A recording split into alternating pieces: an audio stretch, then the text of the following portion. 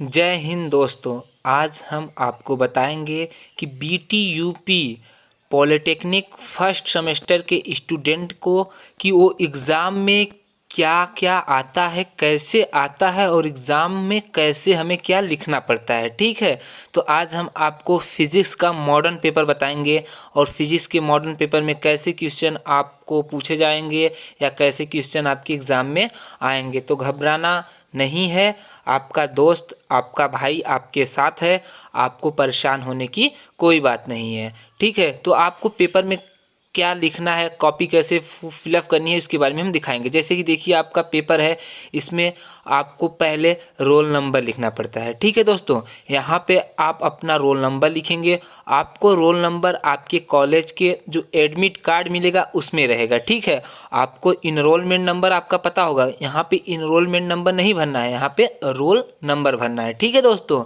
तो फिर आपको रोल नंबर भरना है और वो आपको एग्ज़ाम के समय आपके कॉलेज से मिलेगा। ठीक है, आपको पता है आपका एग्ज़ाम आ गया है, 5 मार्च से स्टार्ट होगा। ठीक है, तो आप ऐसे शुरू करिए क्योंकि उसमें आप कोई गलती ना करिए। ठीक है, एक अच्छे स्टूडेंट की यही मतलब खासियत होती है कि वो गलती ना करे एग्जामिनेशन फॉर्म भरने में या एग्जामिनेशन कॉपी भरने में। ठीक है, तो ये देखिए आपको कोड मिलेगा, एक कोड आपको भरना पड़ेगा आपके उत्तर पुस्तिका में। ठीक है, आपके पेपर का एक कोड है, यही आपको उत्तर पुस्तिका में भरना पड़ेगा। अगर कोई चीज़ ना समझ में आ रहा है, ठीक है, तो वहाँ पे जो आपके टीचर रहेंगे एग्ज़ाम कराते समय, जो आपके क्लासरूम में रहेंगे, उनसे आप पूछ लीजिए। जो गाइडी करते हैं ना, उनसे आप पूछ लीजिए, कोई दिक्कत नहीं है, उनसे आप पूछ सकते हैं। ठीक है, और आप कोई चीज़ गलत ना भरिए अपने कॉपी में। ठीक है, क्योंकि first impression is last impression होता है। ठीक है, अपना फर्स्ट इंप्रेशन बचाइए। ठीक है, और देखिए जैसे कि ये आपका मॉडर्न पेपर तमाम ब्रांच के लिए है, जैसे कि कॉमन सब्जेक्ट है फिजिक्स,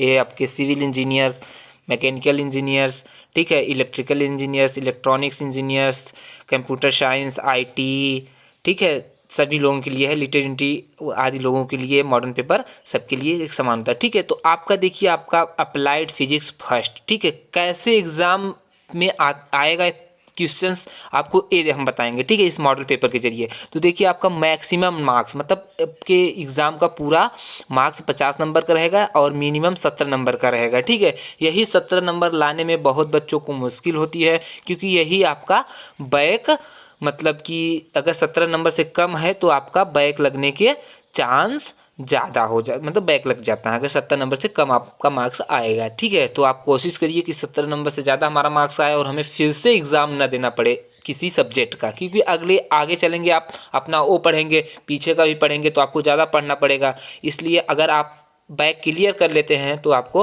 कोई दिक्कत नहीं है। तो आपको देखिए लिखा है कि अटेम्प्ट ऑल क्वेश्चन, मतलब जितने क्वेश्चन है सभी को मतलब करना है। और दूसरा student advise supply to check your numerical data, मतलब अपना डाटा वाटा सब चेक कर लीजिए कैसे है कैसे नहीं है। जो हिंदी में देना चाहते हो तो हिंदी में अपना एग्जाम दीजिए, अंग्रेजी में देना चाहते हो तो अंग्रेजी में देखिए। ठीक है, use not page and mobile phone, मतलब आप एग्ज़ाम में फ़ोन वगैरह चीज़ नहीं लेके जा सकते हैं। कैलकुलेटर हुआ, फ़ोन हुआ, तो ये अंग्रेजी का चीज़ है, अंग्रेजी वाले स्टूडेंट देख ले अपना, क्योंकि हम मतलब हिंदी वाले बच्चे ज़्यादा हैं तो उनको बताएंगे कैसे उनका एग्ज़ाम आता है। ठीक है, तो आपका जो आएगा आपका, ठीक है, जो पहला क्वेश्चन रहेगा आपका मतलब फर्स्ट क्वेश्चन जो आपका रहेगा, उसमें जानते हो आप उसमें 12 या 13 क्वेश्चंस आते हैं, जिनमें से आपको 10 क्वेश्चन करना होता है। ठीक है, आपको 10 क्वेश्चन करना है, 12 क्वेश्चन आएंगे जिसमें से आपको 10 क्वेश्चन अटेम्प्ट करना होता है।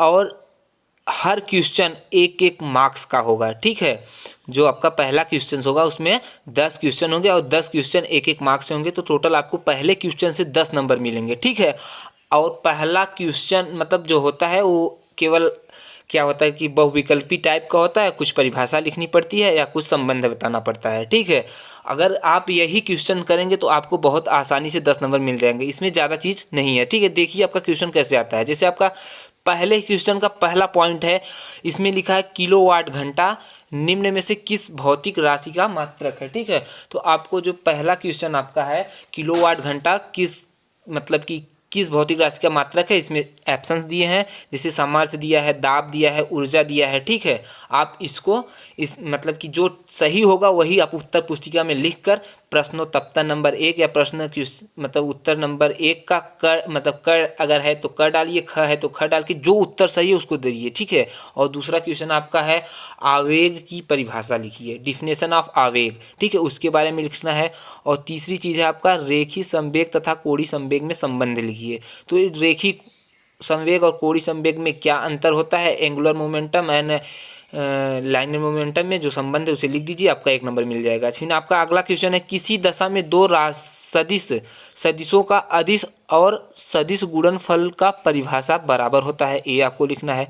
आपका अगला क्वेश्चन है केल्विन पैमाने पर जल की हिमांक का मान क्या होता है। ठीक है, तो केल्विन पैमाने पर जल की हिमांक का क्या मान होता है इसे लिखना है। फिर आपका अगला क्वेश्चन है एसआई प्रणाली में ऊष्मा का मात्रक लिखिए। ठीक है, फिर उसके बाद अगला क्वेश्चन है रेखी प्रसार, क्षेत्रीय प्रसार तथा आयतन प्रसार के गुणांकों में संबंध लिखिए। आपको मैं क्वेश्चन के बारे में बता दें कि जैसे कि अल्फा बीटा गामा में संबंध लिखना होता है। अगर कोई चीज़ है, अगर उसको हम टेम्परेचर कर मतलब दे रहे हैं, एनर्जी दे रहे हैं, अगर उस एनर्जी जो टेम्परेचर है रेखी में बढ़ रहा है तो उसको रेखी प्रसार कहेंगे। अगर उसके क्षेत्रफल में वृद्धि हो रही है टेम्परेचर का तो उसे क्षेत्रीय प्रसार कहेंगे। अगर ये आयतन में उस चीज़ की मतलब टेम्परेचर की वृद्धि हो रही तो उसे आयतन प्रसार गुणांक कहेंगे। अल्फा बीटा गामा में संबंध लिखने को कहते हैं। ठीक है, और यही चीज़ है आपका। और फिर इसके बाद आप देखिए आपका जो नेक्स्ट क्वेश्चन है वो है ठोस और खोखले गोले में किसकी घूर्णन त्रिज्या अधिक होगी, इसके बारे में आपको लिखना है। ठीक है, तो आपका फिर अगला क्वेश्चन जो है वो है भू स्थिर उपग्रह के आवर्तकाल का मान लिखिए। ठीक है, तो भू अस्थायी उपग्रह के आवर्तकाल का मान लिखना है। फिर उसके बाद आपका नेक्स्ट क्वेश्चन जो है वो है सततता का समीकरण लिखिए। ठीक है, तो इसके बारे में आपको लिखना है।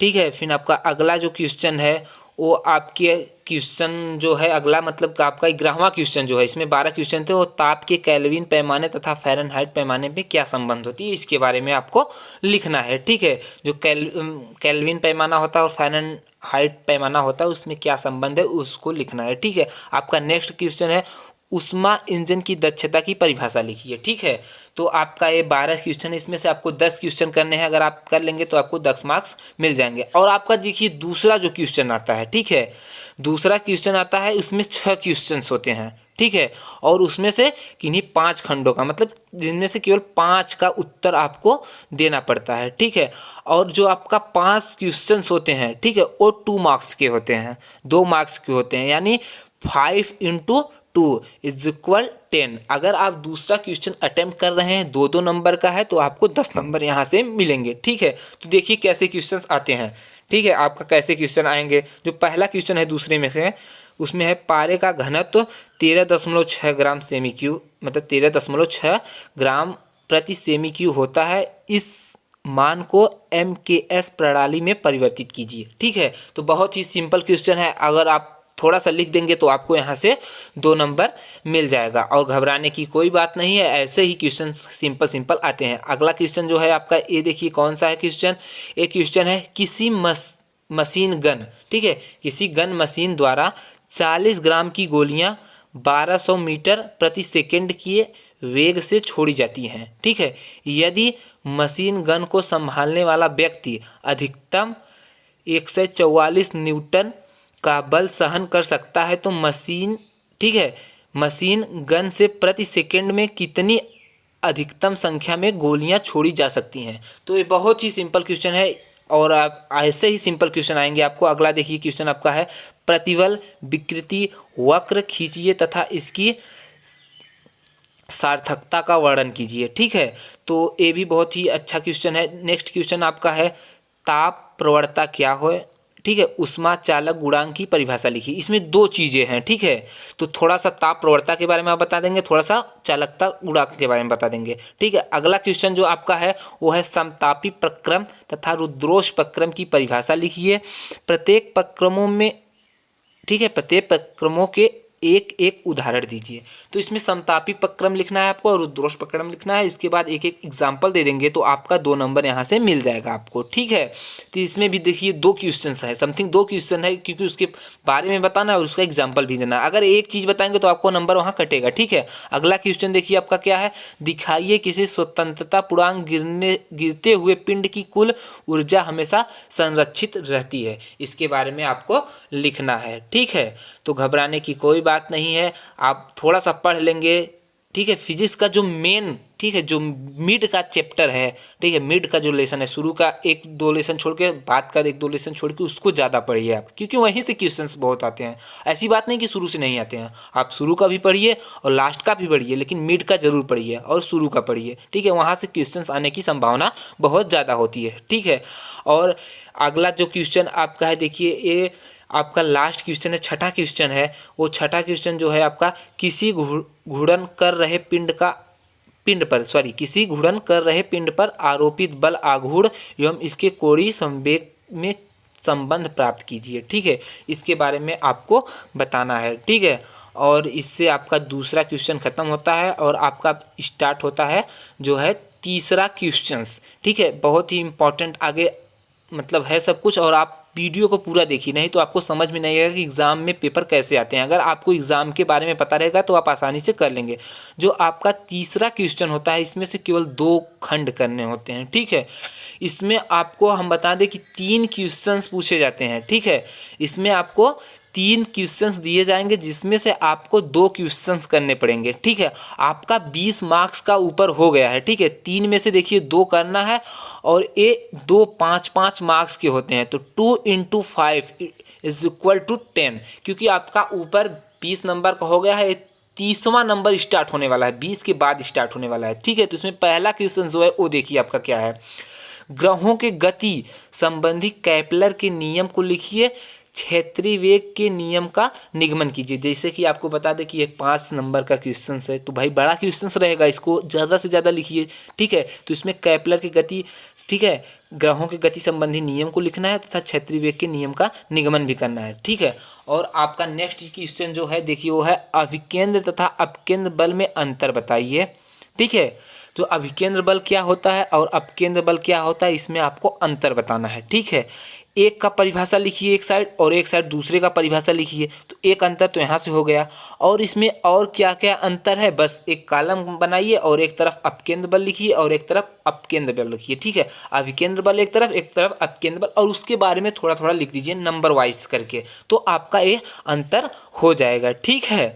तो अभिकेंद्र बल और अपकेंद्र बल आपको पढ़ाया गया होगा कॉलेज में, और बहुत ही सिंपल क्वेश्चन है, ठीक है। और इसमें एक क्वेश्चन और पूछा है, किसी तीव्र मोड़ पर, ठीक है, जो तीक्ष्ण मोड़, जो अचानक मोड़ होती है, मोड़ पर सड़कों को ढलवा क्यों बनाया जाता है। तो आपको बता दें कि ये स्पीड से रिलेटेड चीज़ें हैं, तो ऐसे ही क्वेश्चंस घुमा के फिर पूछे जाएंगे आपका, क्योंकि ये 5 नंबर का क्वेश्चन है, ठीक है। तो ऐसे क्वेश्चंस आप पढ़ लीजिए, और ये एग्ज़ाम में आने का बहुत ही चांस अधिक है इस क्वेश्चन का, क्योंकि ये हर साल समथिंग पूछता है अपकेंद्र बल और अपकेंद्र के बारे में। अंतर ना पूछकर कभी कभी इसमें परिभाषा पूछ देता है, ठीक है, और एग्जाम्पल पूछ देता है, ठीक है। तो नेक्स्ट क्वेश्चन आपका देखिए क्या है, उसके बारे में हम देखते हैं, ठीक है।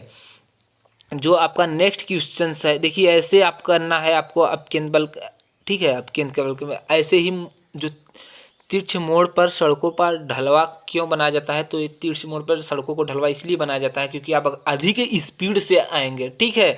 अगर आप अधिक स्पीड से आएंगे तो वहाँ पे ऐसे बनाया जाता है, नहीं तो आप एक्सीडेंट होने के चांस ज़्यादा होते हैं। जैसे कि हमारा तिराहा होता है जहाँ से 3 सड़कें आती हैं या 4 सड़कें आती हैं, तो देखिए अगर वहाँ पे ढलवा ना बनाएंगे तो वहाँ पे ऊंचा रहेगा, ठीक है, और इसमें से मतलब एक्सीडेंट होने की संभावनाएं बहुत ज़्यादा होती है। इसलिए हमारे इंजीनियर्स जो होते हैं, सिविल इंजीनियर्स जो होते हैं, और हमारे सिविल ब्रांच वाले बच्चे आगे चल के ये पढ़ेंगे, और इसलिए वहाँ पे ढलवा बनाया जाता है, ठीक है। अगला आपका क्वेश्चन है, जो तीसरा क्वेश्चन है, प्रश्न नंबर तीसरे का तीसरा क्वेश्चन, ठीक है। इसमें 2 ही आपको करना है, लेकिन दिया है 3 क्वेश्चन।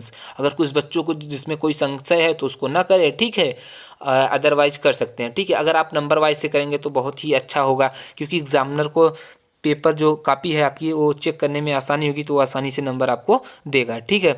और इसके बाद आपका नेक्स्ट जो है चौथा क्वेश्चन है, ठीक है। इसमें किन्हीं 2 खंड हैं, ठीक है, किन्हीं दो खंडों के उत्तर देने हैं। इसमें भी 3 क्वेश्चंस दिए हैं जिनमें से 2 आपको करने हैं और दोनों 5-5 मार्क्स के हैं। तो 5 × 10 5 × 2 मतलब 2 × 5 = 10। इसमें भी 10 मार्क्स के क्वेश्चन आपको मतलब कि इसने पूछा जाएगा। ठीक है, जो आपका पहला क्वेश्चन है, बर्नौली प्रमेय का वर्णन कीजिए, इसके 2 उपयोग देते हुए समझाइए। ठीक है, आपका बर्नौली प्रमेय क्या होता है इसके बारे में आपको बताना है और इसके 2 उपयोग मतलब बर्नौली प्रमेय का उपयोग कहाँ कहाँ होता है, इसका 2 जगह उपयोग मतलब बताना है हमारा। ठीक है, तो बर्नौली प्रमेय क्या होता है ये तो आप जानते होंगे क्योंकि बहुत ही सिंपल क्वेश्चन है, बहुत ही इंपॉर्टेंट क्वेश्चन है जो आपको टीचर पढ़ाए होंगे आपके सब्जेक्ट में। तो फिजिक्स का जो आपका सब्जेक्ट का टीचर होगा वो बताया होगा कि इंपॉर्टेंट क्वेश्चन है। ठीक है, आपका दूसरा जो क्वेश्चन है, ऊष्मागतिकी के शून्य, प्रथम तथा द्वितीय नियमों को लिखिए और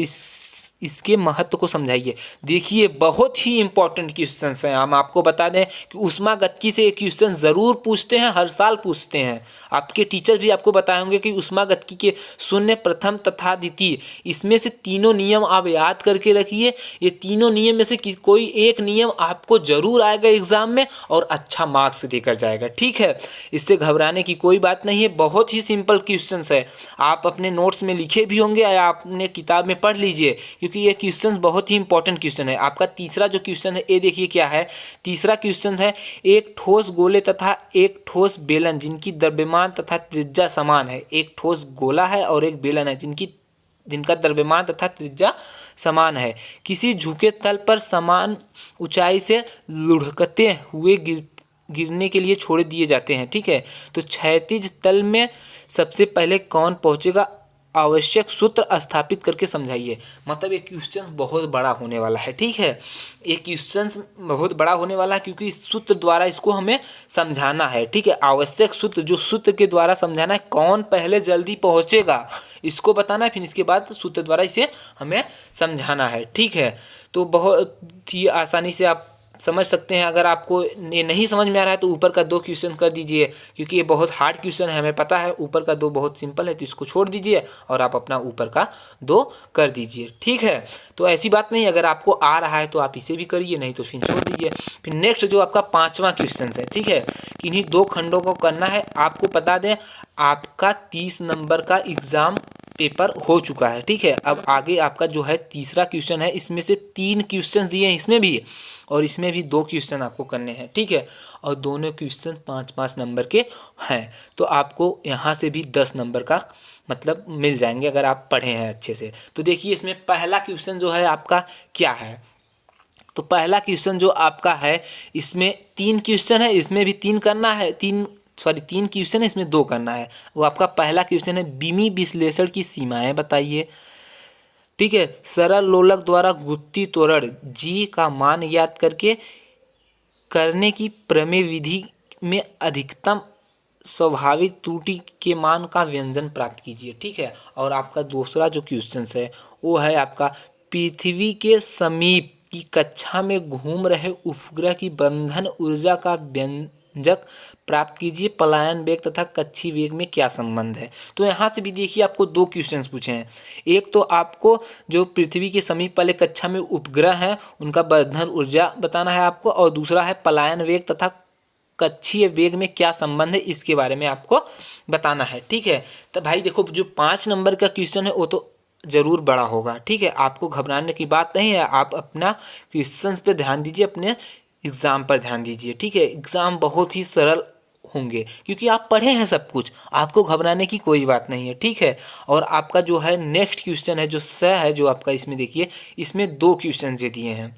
ठीक है, इसमें 2 दिए हैं तो 2 भाई अगर आपको करना है तो दोनों करेंगे आप। ठीक है, इसको करेंगे तो दोनों करेंगे, अन्यथा ऊपर के 2 करेंगे तो उसमें 2 ही करना पड़ेगा। तो इसमें जो क्वेश्चन है आपका, किसी लान लोलर के ढकेलने की अपेक्षा खींच कर ले जाना आसान होता है, क्यों, समझाइए।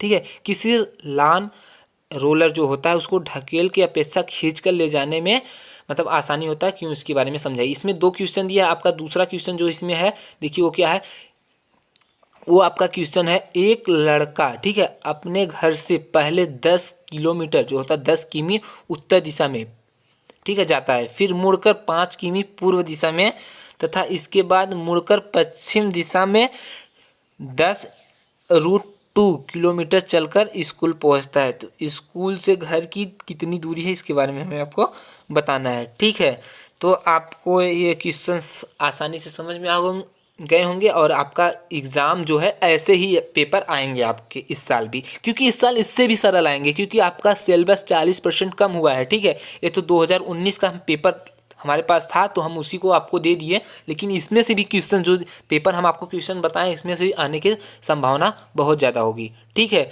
तो सब कुछ आप अपना ध्यान से देख लीजिए। 5